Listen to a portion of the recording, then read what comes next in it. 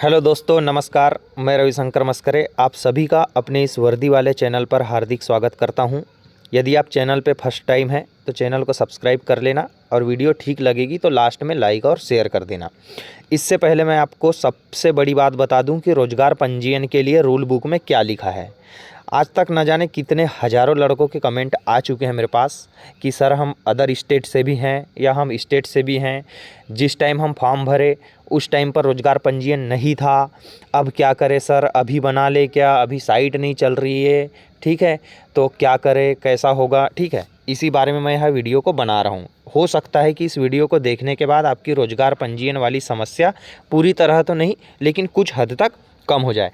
तो मैं सीधे ले चलता हूँ आपको रूल बुक पे कि रूल बुक में क्या लिखा हुआ है। सीधे मैं डायरेक्ट उसी को खोलूँगा, बाकी कुछ नहीं पढ़ूँगा। ये देखना, ये रूल बुक में स्पष्ट लिखा हुआ है कि ये आप यहाँ पर पढ़ सकते हैं 11वें नंबर पर कि उपरोक्त सभी पदों के लिए अभ्यर्थियों का मध्य प्रदेश राज्य के रोजगार कार्यालय में जीवित पंजीयन होना अनिवार्य है। जीवित पंजीयन का मतलब क्या है, यहाँ पर स्पष्ट खुलासा उसने नहीं किया है कि आपको फॉर्म भरते समय जीवित पंजीयन चाहिए या डॉक्यूमेंट वेरिफिकेशन के समय में जीवित पंजीयन चाहिए। सबसे पहली बात क्लियर हो गई। क्या होता है कि जब कोई भी केस कोर्ट में पहुँचता है तो उसमें वकील जो है छोटे छोटे अक्षर एक एक पॉइंट से लेकर के लड़ते हैं और आप फाइनल परिणाम में पहुंच जाते हैं। तो आप इस बात से बिल्कुल भी निश्चिंत रहिए कि फॉर्म भरते समय आपके पास जीवित रोजगार पंजीयन नहीं था। ठीक है, जिसके पास था बहुत अच्छी बात है, जिसके पास नहीं था उसको भी ज़्यादा घबराने की ज़रूरत नहीं है। उम्मीद है कि आप इस बात को समझ गए होंगे। क्यों घबराने की ज़रूरत नहीं है, क्योंकि यहाँ पर स्पष्ट लिखा हुआ है कि उपरोक्त सभी पदों के लिए अभ्यर्थी का मध्य प्रदेश राज्य के रोजगार कार्यालय में जीवित पंजीयन होना अनिवार्य होगा। ठीक है, क्योंकि यहाँ पर उस टाइम तो डॉक्यूमेंट वेरिफिकेशन हुआ नहीं है। अब आपके पास मान लो नहीं था, लेकिन आप जहाँ पर कैफ़े में जहाँ पर भी अपने ऑनलाइन एप्लीकेशन डाला वहाँ पर उन्हें हाँ कर दिया कि बच्चे के पास जीवित रोजगार पंजीयन है, तो ठीक, कोई दिक्कत नहीं। अब आपके पास कोई दूसरा जरिया तो नहीं है, लेकिन आपके पास एक जरिया ज़रूर है कि आप वर्तमान में अपना जीवित रोजगार पंजीयन रख कर ही डॉक्यूमेंट वेरिफिकेशन के लिए जाएंगे। सबसे पहली बात ये हो गई।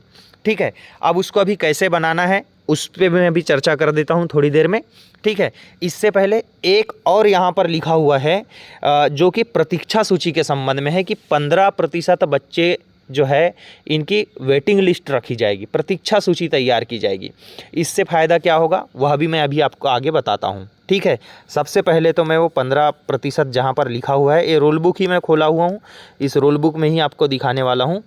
ठीक है, अदरवाइज़ कहीं से कुछ भी नहीं है।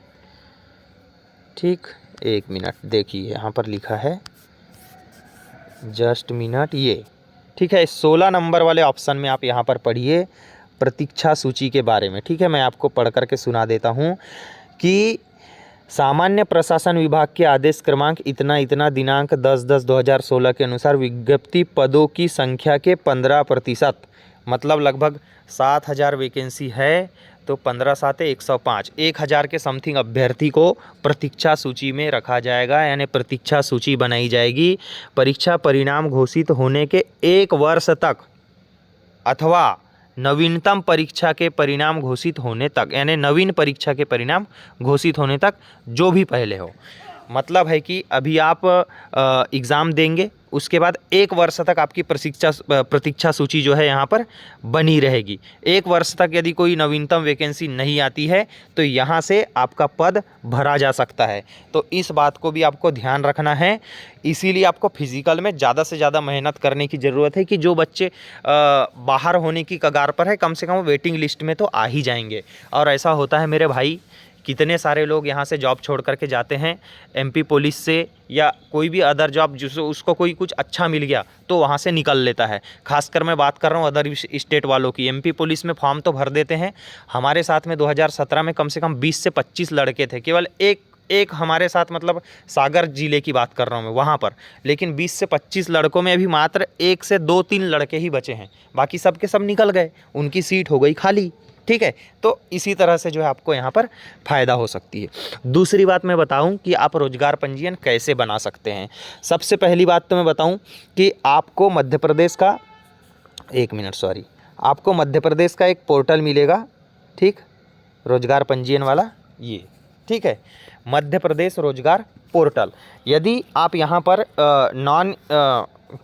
नॉन एमपी है, मतलब अदर स्टेट से है, ये देखिए एक लड़के ने भेजा था, मैंने उसी का आपको बता रहा हूँ एग्जाम्पल दे करके, ठीक है। ये रजिस्ट्रेशन नंबर यहाँ पर दिख गया आपको, 16 जनवरी 2024 को इसने यह जो है बनाया है, चूँकि यह स्वयं से बनाया हुआ है, ठीक है। पोर्टल क्या है, मध्य प्रदेश रोजगार पोर्टल, ठीक है। इससे बना लीजिए आप, यहाँ पर नॉन एमपी कर देना डोमिसियल में, ठीक है, नॉन एमपी कर देना, और जनरल, अब अदर स्टेट से हैं तो जनरल कैटेगरी होगी। अब यहाँ पर एड्रेस नहीं दिखाएगा भाई अदर स्टेट वालों का। क्यों एड्रेस नहीं दिखाएगा?